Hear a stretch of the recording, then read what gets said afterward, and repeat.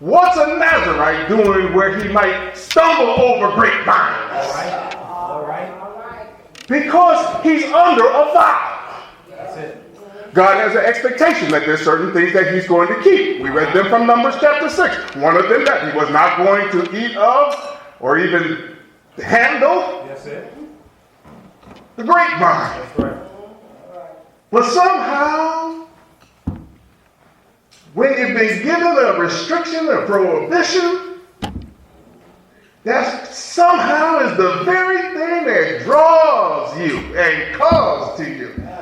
Suddenly, Samson wants to see Napa Valley. Suddenly, he wants to just be around the scent of the growing grapevines. I guess suddenly it's just an attraction. And of course, you go someplace where the devil knows you're not supposed to be, he's going to send somebody that you're going to see. All right. He sees a lovely woman, child of the Philistines. Decides that one of those daughters of the Philistines, he wants to have her as a wife. I love this next couple of verses. He came up and told his father and his mother and said, I have seen a woman in Timnah of the daughters of the Philistines. Now therefore get her for me to wife. And then his father and his mother said unto him, Is there never a woman among the daughters of thy brethren, or among all thy people, that thou goest to take a wife of the uncircumcised Philistines? Well, Samson said unto his father, Get her for me, for she pleases me well. I love that response. The parents said, You never seem to be interested in these nice girls that we show you here in Israel. How come your eyes always going over to the Philistines and the Philistine women? With the fourth verse, it said his father and mother, they didn't know something. They knew not it was of the Lord, and he sought an occasion against the Philistines. For at that time, the Philistines had dominion over Israel. So there was a divine stuff. There's a plan in that. And I guess there's a certain grace even with Samson's wandering eye. God is working in the midst of it, and he's trying to help his people, even through Samson's failures, even through Samson's lust. Oh my goodness. God has got a plan, and he's got a somewhat corrupted vessel, but he's going to use Samson anyway. All right. Yeah, I know. I would have written him off already because he's a wanderer, but God has a way of doing things. He's so merciful. Take a look at this. Then Samson went down, in the 5th verse, and his father and mother to Timnath, and came to the vineyards of Timnath, and behold, a young lion roared against him. Now, I know. Sometimes the Bible stories are so pursed, so short in how they describe things. You don't feel like you get a full description. Use your sanctified imagination. What's a vineyard? Have you ever seen a vineyard? You ever seen vineyards? Vineyards are cultivated land. Open land. The plants don't grow wild. There's not bushes all over the place. It's pretty flat. It's easy to see. Yes. A vineyard is cultivated. It also looks like men are there. And one of the things you kind of learn, you watch the nature shows, you learn this. Wild animals don't like us. They're not hunting us all the time. Usually when we get killed, it's because we stumbled into bear's territory. That's right. He don't come and kill us. He don't hunt us down. Most of the wild animals that are on our periphery kind of avoid us. I have to admit, I live in a land where the deers are all, the deer come running around my property. But other than them, most of the wild animals want to stay away from human beings. They don't really like us. Don't trust us. And even the predators, generally speaking, they don't get a taste for human flesh. They don't want to hunt human beings. But here's this lion wandering around the vineyard. Again, I say, when you end up in a place that you don't need to be, the devil can make some hay. All right. And he sends a lion into a cultivated, human-occupied area. It's very unusual. Yeah, that's right. But God is still with Samson. Yes, he is. God hasn't rejected Samson because he's messing around with the vineyard land. Look at that. He's not keeping in truth and in fullness his promise, his Nazarite vow. He's breaking that by even stepping onto vineyard land. And yet God gives him strength. Yeah. The Spirit of the Lord came mightily upon him, says the 6th verse. And he rent the animal as he would have rent a kid, a little baby goat. And he had nothing in his hand. He didn't even have a weapon. Grabbed the lion by the head, I guess, and just broke his neck. That's nothing but the Spirit of God. God is still with him. Even while he's not so consecrated. He's with him in the Napa Valley of that day. Yeah. He went down and talked to the woman, and she pleased Samson well. And after a time, he returned to take her and turned aside to see the carcass of the lion. So he had to go back. He used to keep going back to this vineyard. Maybe it's the only way he can get back and forth. I don't know. But he didn't try to find another path. He keeps going through the vineyard. And he goes by where he had killed the lion and finds the carcass. Mm-hmm. But what he beholds is that there's a swarm of bees, and they've created a little hive, and they've made honey, and there's this abundance of honey in the carcass of the lion. And he says, wow, this is so attractive, I guess.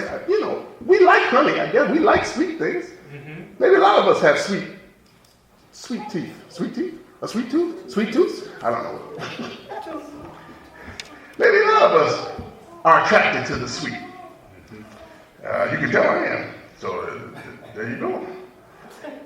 Do I have a reason to fuss with Samson? Well, the honey is inside of what? A dead animal.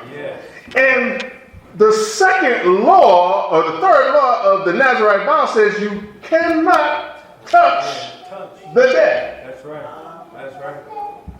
This should have kicked into his mind. I'm under a Nazarite vow.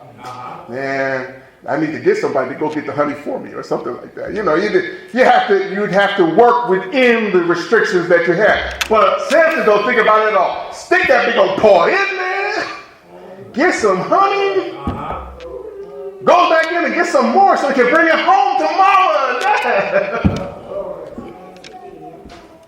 He's broken another Nazarite vow. That's just the way he is, I guess. He didn't tell his parents where he had gotten the honey from, but did give some to them.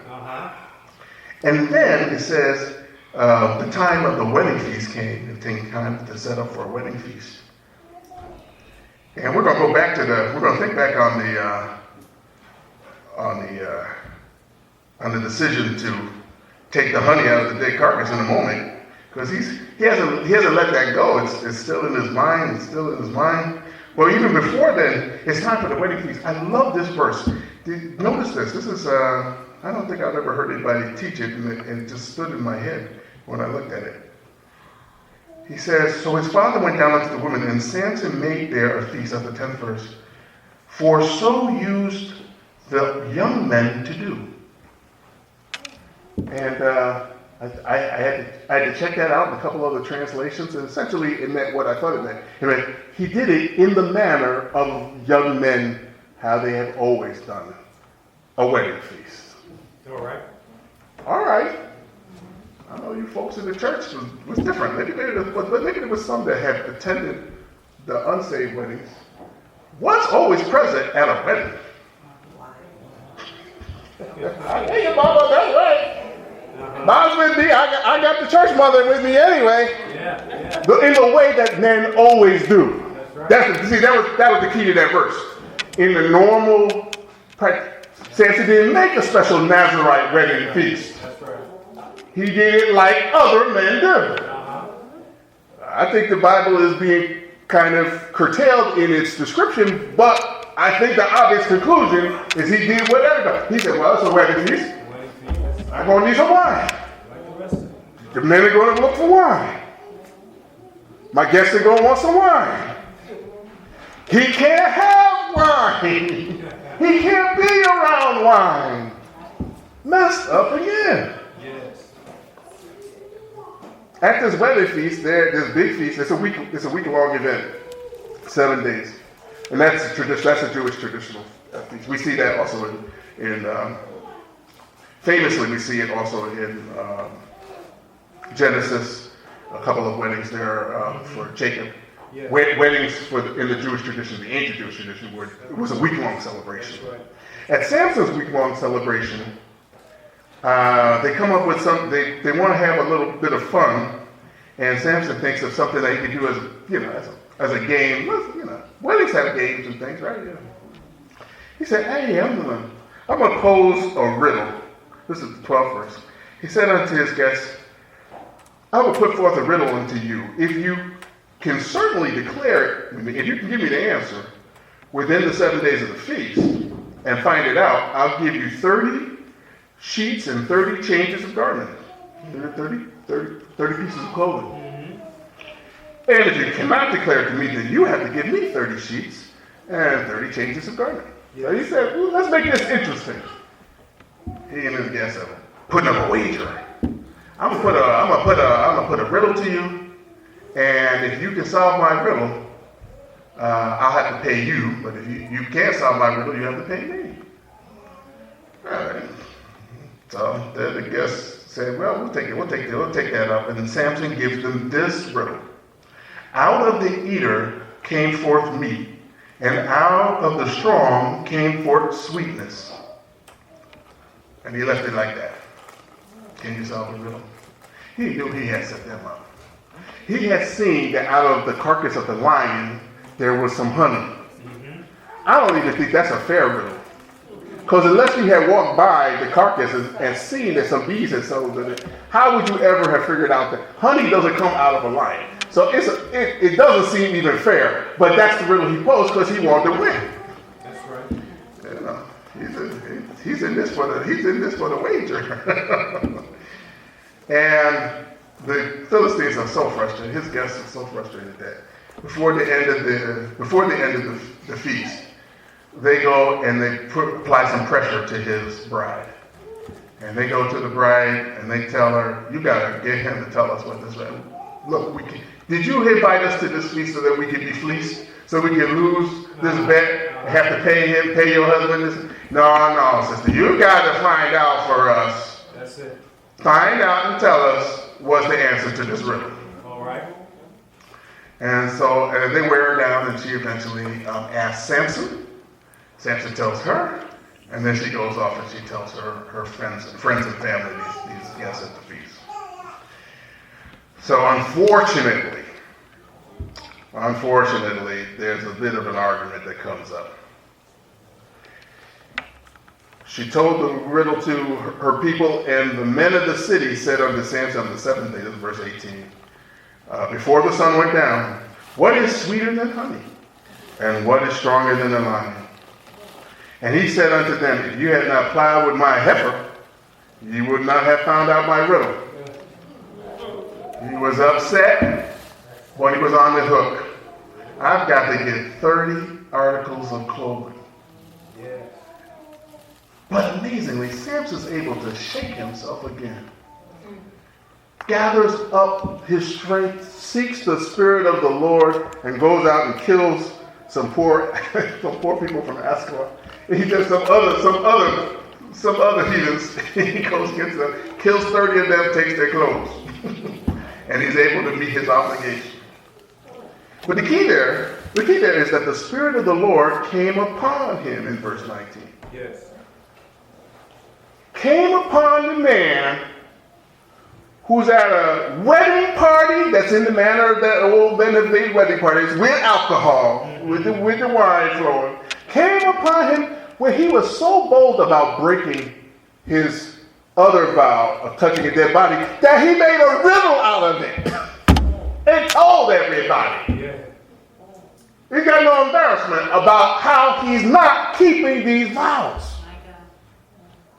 He's a horrible example for the Nazirite vow. But God doesn't let him go. When he needs God, God shows up. Spirit moves on him again.